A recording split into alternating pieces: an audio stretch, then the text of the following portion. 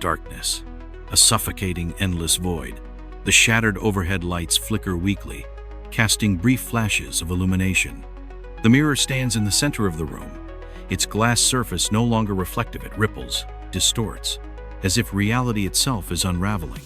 Then footsteps. Slow. Approaching. Velma gasps for breath, her fingers trembling as she clutches the diary. Pages are missing, torn away by something beyond her understanding. She feels it like pieces of her memory, her very existence, are slipping through her fingers. Fred pulls her up, his grip firm but urgent. "We need to go. Now." Shaggy shakes his head violently, his eyes darting between the others. "Go where, man? We're trapped." Daphne doesn't move. Her eyes are locked on her own reflection, but something is wrong. The reflection isn't copying her movements anymore. It's watching her, and she knows this isn't the first time. A sickening realization slithers through her mind. They've been here before. Not once, not twice, countless times. Scooby whimpers, his tail pressed against his belly. His ears flick toward the mirror, his eyes wide, ready to go. The mirror shifts. Their reflections step forward, not just mirroring the moving toward them. Fred's reflection reaches out, pressing a hand against the glass. Except there is no glass. His hand passes through. Daphne backs away, panic flashing across her face. "They're not us." Then one of the reflections speaks. The voice is Fred's, but it doesn't come from him. "We don't need all of you." The mirror shatters. A deafening explosion of glass. A rush of cold air screams through the room. Everything collapses. They are somewhere else. The walls, the lights, the mirror all gone. They are standing outside. The town stretches around them. Empty, quiet. The air is too still. No wind, no sound. Shaggy blinks, his breathing uneven. "Wait, what just happened?" Velma grips the diary, but it's blank. The words, the entries, all erased. Fred scans their surroundings, his body tense, his mind working rapidly. We're back. But something feels wrong. Daphne turns slowly, eyes scanning the buildings, the streets, the sky. It looks the same, exactly the same. And yet, something is missing. Something is different. Her stomach knots. "We never left, did we?" Fred doesn't answer. He turns, walking toward the mystery machine still parked where they left it. The headlights flicker to life as he turns the key in the ignition. "Get in," he orders. No hesitation. One by one, they pile into the van. The doors slam shut. Fred presses his foot to the gas. The van lurches forward, tires crunching over the pavement. Daphne watches the town shrink in the rearview mirror, her breath shallow. She can't shake the feeling that something is watching them. Scooby suddenly lifts his head, ears twitching. His fur bristles. At the edge of town a figure stands, still, silent, watching. A reflection, not quite them, but almost. Scooby whimpers, curling into himself. "Raggy?" Shaggy groans, rubbing his face. "Not now, buddy. Let's just go home." The van disappears down the road, swallowed by the mist. The town remains, waiting, because they always come back. And next time, they won't remember. Imagine receiving a package with no return address, no labels, no sender, just an old, worn-out VHS tape. No title, no markings, just a small yellowed note taped to the side. Never reveal what is on this tape. What would you do? Would you throw it away? Ignore the warning? Or would you press play? That's exactly what Fred did. The night was quiet.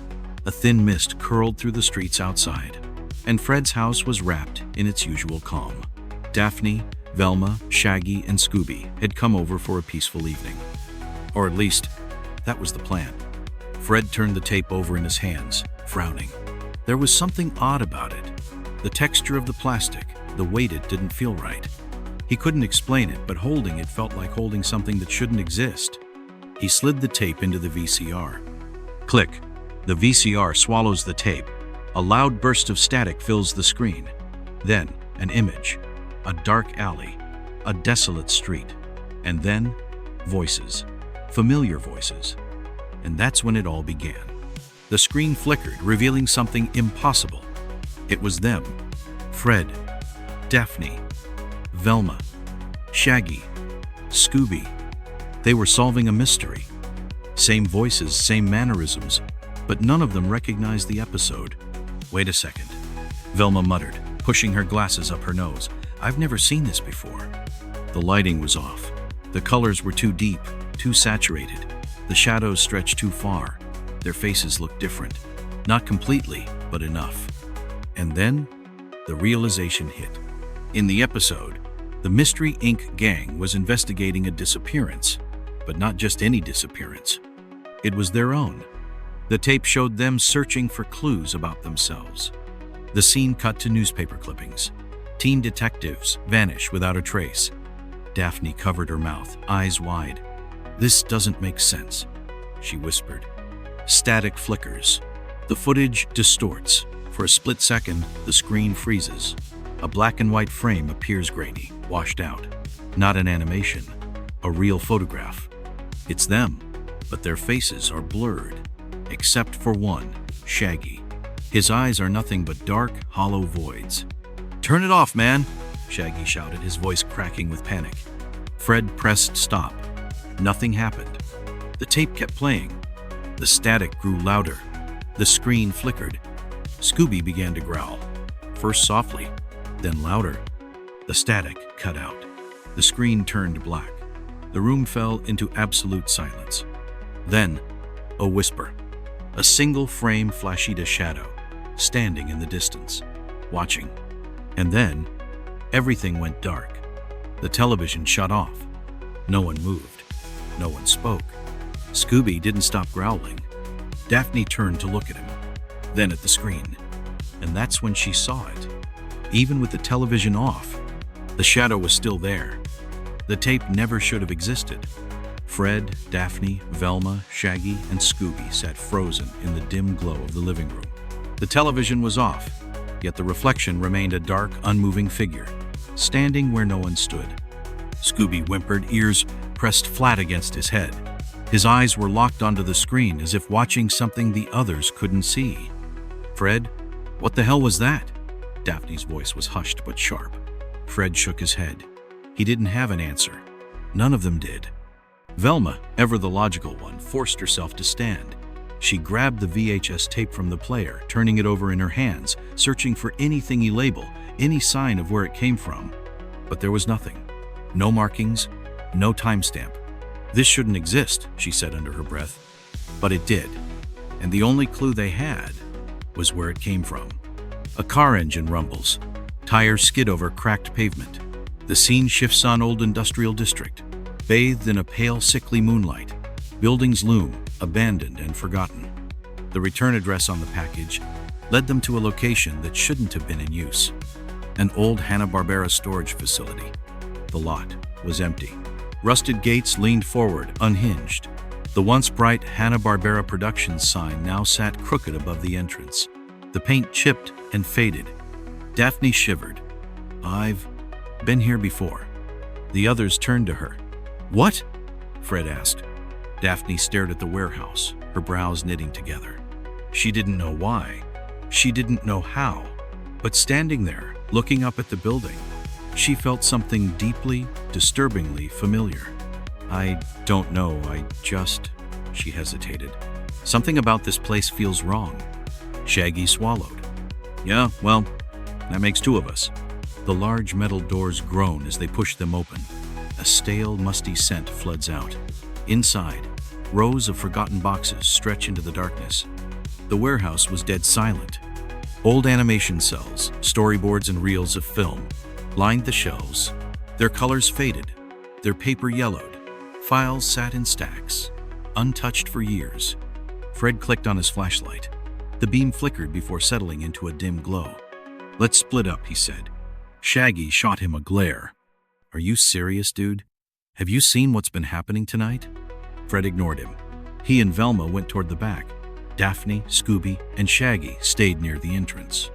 The deeper they went, the colder it got. Velma ran her fingers along a row of old file cabinets. Most were locked, but one slid open with ease. Inside, she found folder hundreds of theme each labeled with old project names. Some she recognized, others she didn't. Her fingers hovered over one folder in particular. Unlike the others, its label was smudged. Only a few letters were visible. Sent episode. Her stomach clenched. She pulled it out, flipping it open. Inside were production notes dated, stamped, all for an episode that was never released. One memo caught her eye. The ink was faded, the paper brittle, but the words were clear. Episode pulled from production. Immediate termination. Do not distribute. Do not archive. Do not watch. Velma's heart pounded. A sudden noise. Something crashes in the distance. Footsteps slow, deliberate, echoing across the empty warehouse. Fred snapped his head up. Who's there? Silence. Velma clutched the file to her chest. Another noise. Daphne, back at the entrance, tensed. She swore she saw movement, a shadow flickering between the rows of shelves. We need to go, she whispered. Scooby's ears twitched. He let out a low, rumbling growl. Shaggy turned pale. Like, right now? The warehouse lights flickered. A sound like something scraping against metal. Daphne's pulse quickened. Shadows stretched unnaturally long as the lights buzzed and dimmed. And then, a whisper. Not from the walls, not from the wind. From the file, a single line, scribbled at the bottom of the last page. A warning, hastily written. If you've found this, it's already watching you. Static. The screen flickers. The narrator's voice drops to a hushed whisper. They weren't alone. Something had been waiting. And now, it was awake. Some things are meant to be forgotten. Some memories are buried for a reason. And yet, here they were. Fred, Daphne, Velma, Shaggy, and Scooby stood frozen in the abandoned warehouse, surrounded by dust-covered boxes and film reels that hadn't been touched in decades. But it wasn't the clutter, the old files, or the eerie silence that sent a chill down their spines. It was the words on the last page of that file. If you found this, it's already watching you. A warning, written by someone who had been here before, someone who never left. The group stumbles out of the warehouse, the night air cold against their skin. Streetlights flicker. The world outside feels different, like stepping out of a dream, but not quite waking up. Daphne's breath was shallow. She hugged her arms around herself as they piled into the van. Something wasn't right. Something had changed. As they drove, the city looked off. The neon lights of stores flickered too slowly. The streets seemed longer, stretched out. The buildings, the houses, they felt familiar, but at the same time, completely wrong. Shaggy rubbed his arms. Man, I feel weird. Fred kept his eyes on the road, gripping the wheel too tightly. We just need to get home, get some rest. We'll figure this out in the morning. But morning never came. A bedroom, the glow of a digital clock. 3:07 a.m. Daphne sits up in bed, her breathing uneven. Her hands are shaking, but she doesn't know why. A dream, a memory, a vision. It was all tangled together. In her mind, she saw the warehouse, but not how they had left it. No, this was before. The lights were brighter. The shelves were full. Voices echoed through the hallways, animators, writers, producers, all moving like ghosts through a time she didn't belong in. And then, a screen, a recording studio, a single monitor playing something on loop. She walked closer. The screen flickered, and suddenly, she was there. Not watching. Inside, the Mystery Inc. gang stood in a dark alleyway, their expressions frozen, eyes lifeless. And there, behind them, in the deepest part of the shadows, it moved. The moment she saw it, it saw her. A sickening feeling washed over her, like her own mind had been breached, like something was reaching into her thoughts, pulling them apart, rearranging them. She gasped, lurching forward. Daphne wakes up with a start, her chest rising and falling rapidly.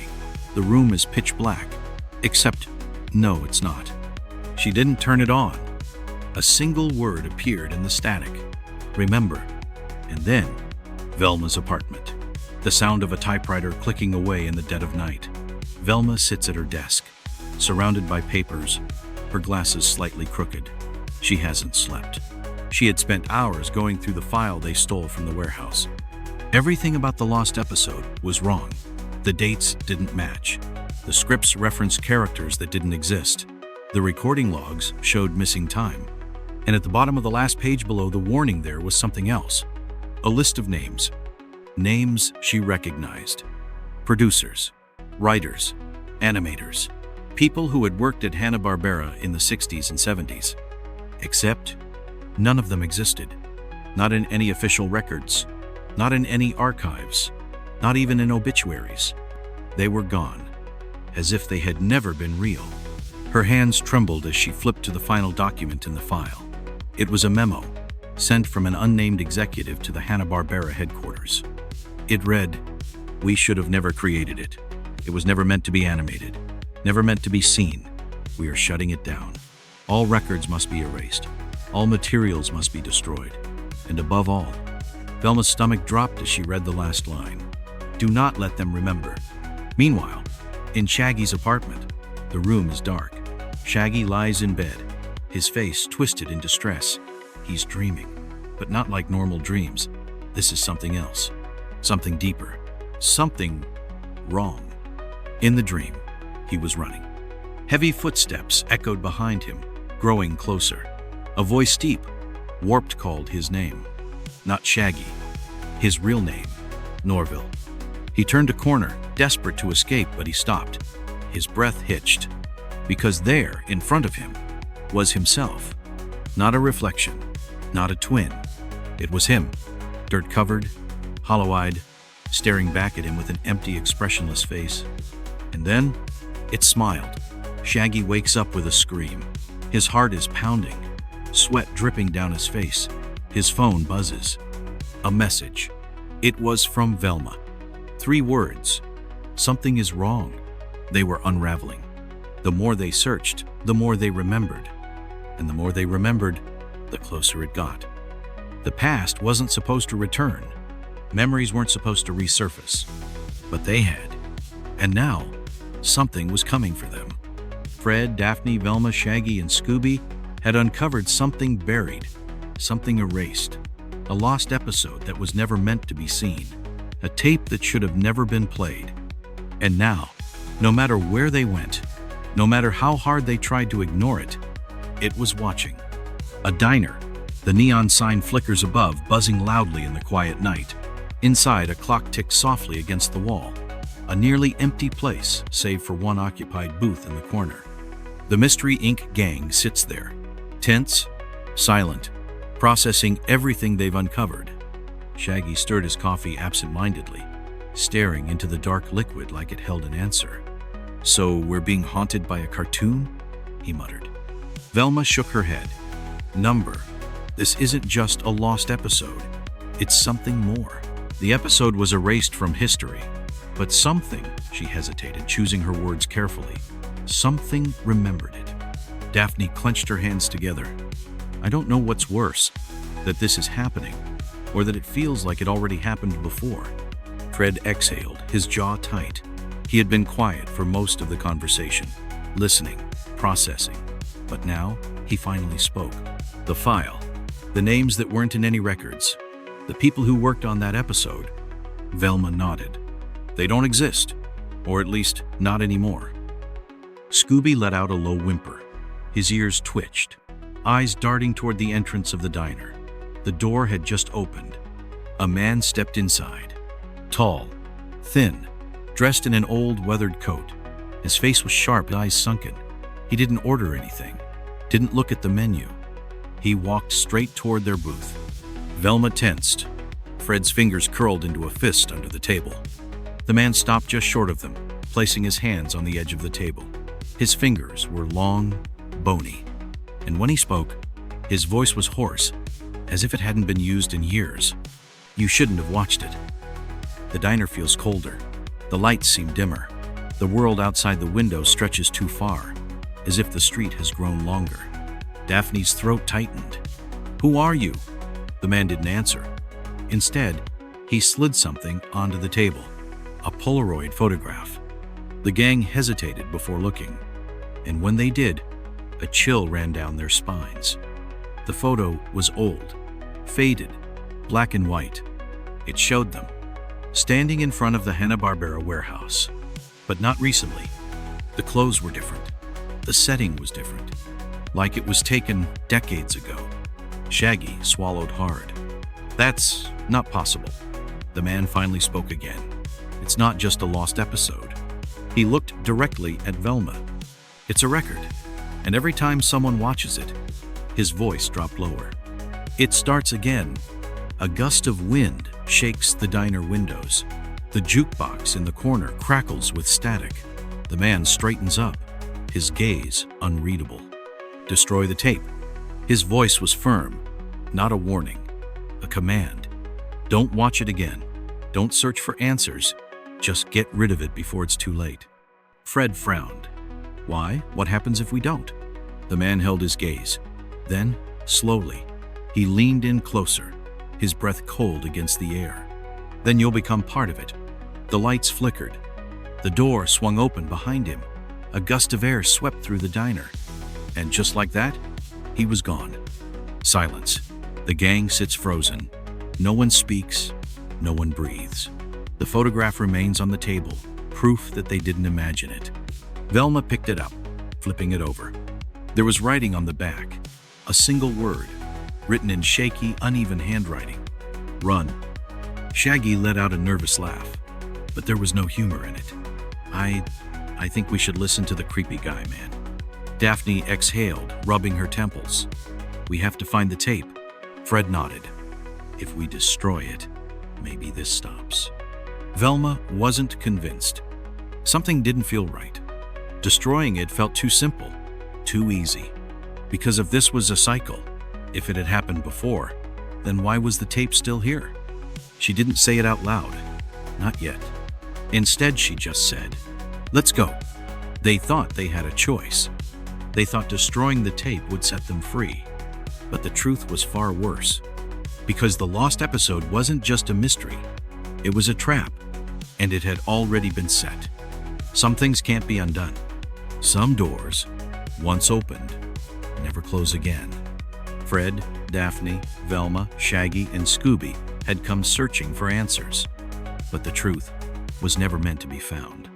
Because the moment they watched the tape, they became part of it. And now there was no escaping. Shaggy clutched Scooby's fur, his entire body trembling. "We gotta go, man. We gotta go." But Fred didn't move. Neither did Velma. Neither did Daphne. They were locked in place, their minds struggling to comprehend what they were seeing. Because this wasn't a person. It wasn't anything. It was an absence, a void where something shouldn't be. It flickered, its shape shifting, distorted, incomplete, like something being erased and rewritten at the same time. And then, it took a step forward. The lights flickered violently. A deafening static roared through the warehouse, the sound drilling into their skulls. The television turned on by itself. And on the screen, the episode, the same footage, their own faces, staring back at them. But this time, they weren't animated.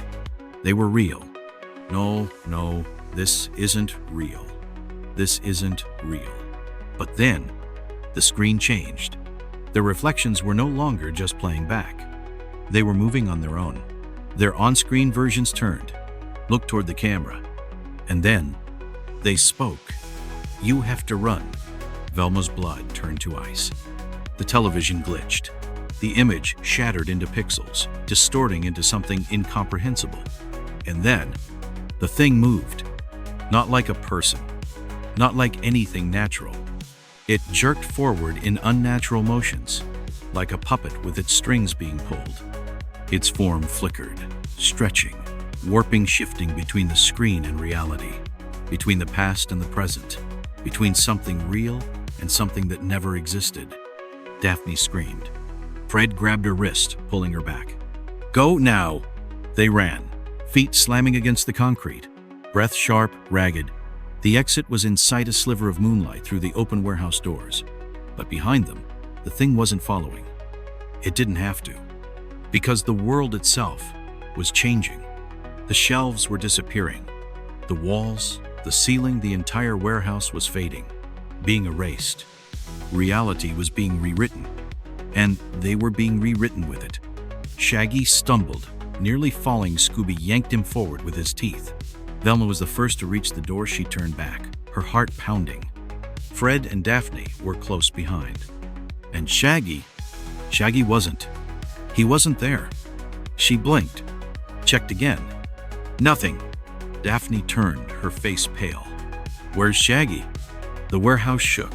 The static was unbearable now, like something tearing at the fabric of the world itself.